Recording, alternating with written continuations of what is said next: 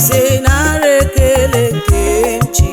Chukwu onye amara m Ọkwa gị nwe ekele m niile. Chukwu onye amara m Ọkwa gị nwe ọtụtụ m niile. ọkwa echeta obi esie m ike. Ọkwa gị nwe ekele m niile. Onye eze nara ekele nke m ji bịa. Onye obi ebere Ọkwa gị nwe ekele m niile. onye obi ebere Ọkwa gị nwe ọtụtụ m niile. echeta obi esie m ike. Ọkwa gị nwe ekele m niile. Onye eze nara ekele nke m ji bịa.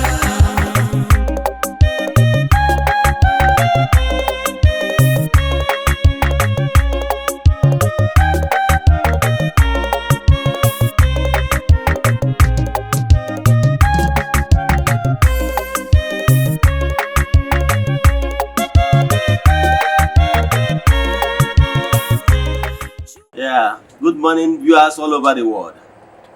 Egwu ị nụrụ kịta bụ egwu si na ngalaba n'afọ gbasara mgbasa ozi ọdịnala Igbo na Ugochi tubelu ọdịnala temple a na-akpọ Nkwa group led by me. We have all the rights. Ọ bụrụ na ị like ya bụ egwu, jee na Audiomack, Amazon, the iTunes and rest of them. Chọọ ya bụ egwu ma download ya. Yes. For some of you that are seeing me for the first time, call me Ogbuefi Eze-Ana Ugochi tubelu Oraifite, or you call me Akajugo. Abụ m onye isi nchụaja na Ugochi tubelu ọdịnala temple. Anyị na-agba afa miri emi deep consultation rụkwazi ọrụ mmụọ dị iche iche. Yes. Abụkwazị m onye isi nchụaja na ọdịnala Restoration Evangelical Mission, bụrụ onye mgbasa ozi ọdịnala Igbo. So you can call me a priest or ọdịnala evangelist. I will answer. My mission is to help people live better life. Today, n'oge awa nke eziokwu, the hour of truth, the topic of today's lecture is honor their father and their mother so that their days will be long. The fourth commandment. Honor your father and mother so that your days will be long. Before we dive into today's lecture, don't forget that we are in the month of April. Our monthly rituals for the month is still ongoing. You can join our monthly rituals anywhere you are all over the globe, under the sun. This morning I have gone to the temple to make declarations upon the lives of those that join us all over the world. And we will continuously doing it till the last 4 days of the month. Eze-Ana, don't forget that 4 days to end this month. We normally have 4 days program in the temple. Yes, people come together. You can join us all over the world if you cannot be present. But people that can come together, we have affordable accommodation for anybody that want to participate in the 4 days program. We have lots of things we do during the 4 days program: counseling, consultations, saraka, rituals, sacrifices, petition, lighting up the candles, and the burning of the petitions on the last day. On the last day of the month, we visit the waters for group rituals. Then, at temple, I can tell you, we have massive testimonies.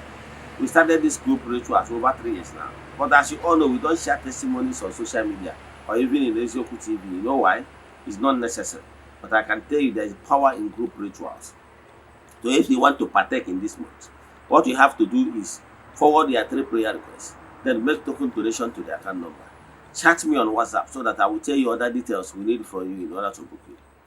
My WhatsApp number is 0805 7837672 or 0813 8243871. Now on the screen, you have number sample now. Thank you. Let's now continue. Remember our topic today. Honor your father and mother so that your days will be long. Yes. In the 10 Commandments of God. Yes. Remember, 10 Commandments of God is not owned by any religion. It has been there from time immemorial. From creation. Yes. ọtụtụ religion na okpukpere dị iche iche, they keep expanding it the way it should be. In Igbo land, we have what we call Nsan. Maka na na-eri mmadụ. This earth we march upon can consume all. So in Igbo spirituality, we have what we call abomination, abominable acts. Once you do any of them, you face the consequence and therefore all that follows it, cleansing. And today we want to discuss about the fourth commandment. And this fourth commandment is so huge. And why I want to discuss it today, that fourth commandment is the first commandment as it concerns humans. The first to third commandment is as it concerns true worship. But fourth commandment, from fourth commandment to the 10th commandment, is for the benefit of man. And that fourth commandment is the only commandment that have clause on it, that you should honor your father and mother so that your days will long. No any other commandment that has that clause on it. For example, the sixth commandment, do not commit adultery. Kawai. Thou shalt not commit murder. Kill. Kawai. It did not add any clause to it. But this fourth commandment has clause. I tell you the importance of this. Let me tell you. If you cannot honor your father and mother, believe in me, you can never honor God. Ndị Igbo na-atụ n'Igbo ada ise, and I quote, na onye maara nne ya maara ndị Igbo. So if you cannot even recognize your father, you cannot honor them. You cannot honor your ancestors. There is something that happened in my place, in my town, the day before yesterday. Yes, I got a report of a young boy, a boy of 21, that beat up his own mother. So the extent that that woman was taken to the hospital. Yes. What had actually happened? I sent someone to go and sympathize with the family, because the family, I know them. They lost their father last month. And this particular boy of 21 years has been beating up his father, even before the father passed on last month, and was buried last month. From time to time, he beat his father up and messed them up. And this guy was cursed. Let me tell you, Nawata Bunyan Nayenu, Nyoyo na Yoyo. Do you know what it means in Nyoyo na Yoyo? I love our fathers, because they will use parable to finish you up. That Nyoyo na Yoyo means so many things. There is different kinds of things. We cover even your eyes. This particular word is Omimi. Like to show you that once you disrespect your father, that all the garbages and all the trash will cover your eyes. And what those means is also mystery. No pastor, let me tell you, some of you that are having some problems, you keep on blaming spiritualists, keep on blaming your pastors or your leader. I can tell you, the reason why you are facing this stagnation or challenges could be for the fact that you disrespected your father. Yes. And because of that, you are under curse. Your father might not even say anything. But for the fact that you represent, that is, you disrespect whom your father represents, and entities and authority that he represents. Let me tell you. Upon a chalk for the wrath of America, go to the American embassy and respect their embassy and their authority, their flag. Disrespect what they have, will be sanctioned and dealt with. So what am I saying? When you hear Obudoji were the ambassador. So your parents are the ambassadors of your ancestors. And how about Chukwugi? Let me tell you, if you cannot respect your father and your mother, you cannot respect your husband. Yes, you cannot even respect God, because your husband is your chukwu. Ọ chukwu chi gị ị na-afụgo n'anya. Ọ chukwu gị ka ọ bụ. Etu a ka ọ dị, your parents bụ chukwu gị ị na-afụ anya. Yeah, because the spirit head, the God head, you are not seeing God head. So these people you are seeing, your parents is your chukwu ị na-afụ anya. Yeah, if you later got married as a woman, your husband is the chukwu ị na-afụ anya. So honor them so that your days will be long. Honor your parents so that your days will be long in life and things will be okay for you. Honor your husband so that your days will be long in your husband's house. This particular boy is now working here. On couple occasions. Ejide gị ụfọdụ ndị okenye jide gị pịa ya ịtarị, apịasịa ya ịtarị. Emetakwa omekwa ọzọ. Amụrụ nọ na-agba mkpụrụ mmiri ọwụwa.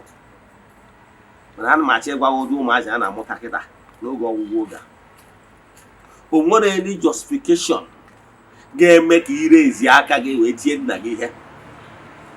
Any child that does that, you have fear. You don't have fear. You raise your hand and beat your father. You are cursed already. You don't need your father to say anything, but I can tell you without missing words that we are under curse. Or this particular boy I'm talking about, when the father later passed on, we buried the father last month. This month again, he has begun to beat the mother, calling the mother names. And you are telling me that he's not under curse already. And so my advice is this: if for any reason you ever beat your father or your mother up, or talk to them in a way that made them to shed tears and cry because of you, you are in trouble. Yes. For any reason, never you dare to insult your parents, and once they shed tears because of you, my brother, you are a mess. So ọ bụrụ na isogo na ndị tiri nna gị ihe ma ọ gwa nna gị okwu ma ọ bụ nne gị obi gbawaa ya, ọ bụrụ na nna gị dị ndụ ma ọ bụ na nne gị adị ndụ, were ọsọ were iche jee go ihe ọ na-alaiki. Jee go ihe ọ na-alaiki, iruo ebe anwa gwuru ibere na si ya, my father or my mother, na m dị sorry. Apologize ya to ya, akwago gị baa akwa to the extent, to the level na ọ ga-atọchi ya father or your mother, or say nwa mbinie wee gọzie gị, wee ya ayọ, wee gwuo ụmụ mmụọsị ya na nwụti o nwere n'isi gị mgbede etu a maka ihe imere ya na ya akpụchapụ gị. Ọ bụkwa nna ya parents adịrọzi ndụ, ọ ga-akarị gị njọ. Mana ihe ị ga-emekwa bụ jee chọọ ọjị, jee chọọ akwa Igbo, jebe n'ebe enyiri nne gị maọbụ nna gị, iwe kpọọ ya nna gị si ya na n'ịbụ nwata kwara na-asa ahụ n'afọ n'idu tu sọrị na ihe imere ya na-amaghị ama. N'ịbụ nwata na-asa ahụ n'afọ mgbe ihe a mere, mana kịta ebego to recognition, n'ịdị so sorry. Akwago gị baa akwa nchọrịkwa, akwago gị baa akwa, ibecha akwa nwa, ihe ị ga-eme wu iwere akwa ọkụkọ Igbo anwa wezie n'anyanwụ n'ebe anyị ni ya ahụ, wee sị ya na gị bụ nna ya, na gị bụ nwa ya, n'owutego gị n'ọnọdụ etu isi wee mesie, mana na-eji akwa wee na-eze ya iwe nye na mmụọ niile nyere eso. Wee kpọkwuo aja na be nna gị sị ya, mmụọ abụna mmụọ bụ na iwe na-ewe maka ya bụ mkparị na ineniri nne gị maọbụ nna gị, n'iji akwa na-eze ha iwe. Were ntu maybe 9 inches kwụọ n'ọnụ akwa nwere ọnụ, ịkụwa ya na akwa anwa puo, tọọ ya upside down, sị ha ka mmiri akwa na-abanye n'ime ala, ka iwe ọbụla ha na-ewere nke oze. Imecha chọọ ọjị gbara ịnọ, wee yọọ nna gị ayịyọ ya na mmụọ onye na-eso. Ichere ihe imewa mmadụ obi dị iche, ọ mmụọ so onye anwa, mgbe onye a nwere ike gara gba nkịtị, mana mmụọ onye na-eso agbara nkịtị. So si ya were ọjị ayọọ ha mgbaghara, si manya ya na mmụọ onye na-eso ha biko iwe, ọ bụ na be nna gị, ọ bụ ndị ichie, mmụọ abụna mmụọ ọbụla sịrị na nwa ime alụ na mmụọ n'iji ọjị a wee na-asị ha doo iwe ha si imechaa ya were ọjị a debe ha sị ha jiri aka ha wa ha jiri aka iwakwana ya.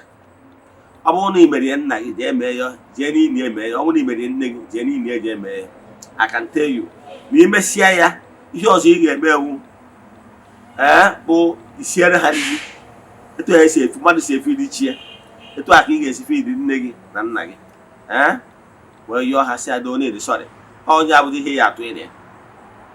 Imechaa ya, I can tell you na ị ga-ebido fụwa changes na ndụ gị. That ihe anwa dị na Sokoto, if not dị na Sokoto, ihe ị na-eje na nke pastor na-eje na be dibịa. Since all this appeasement can restore what you have lost in past. Ka m kwụsị ebe a. Ị nwere ajụjụ na nkụzi ma ọ bụ n'ịchọ ka agbara gị afa mmiri, chat me on WhatsApp 08057837672 or 08138243871. Lekwa anya na screen a, ị ga-afụ nọmbas ndị a mbọ. A sị nka Chukwu oke pụrụ ime ihe niile gozie gị ma gosipụta gị oke. See you tomorrow n'oge awa nke eziokwu. Ya mesịa.